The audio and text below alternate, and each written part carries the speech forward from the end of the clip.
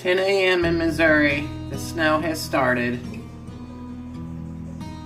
I'm going to say it started probably about 30 minutes ago.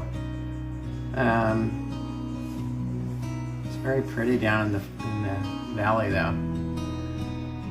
This is Lin-E, Campfire Girls, hunkering down at Kirby's farm for this massive storm. Got Van Halen in the garage.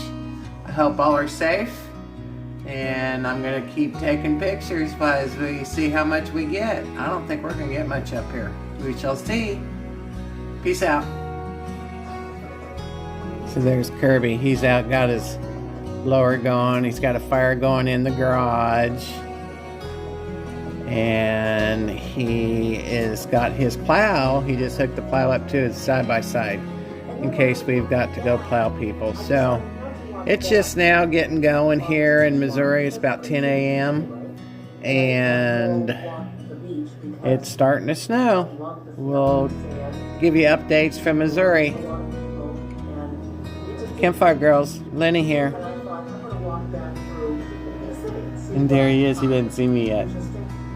I found it very interesting. There was some really cool stuff.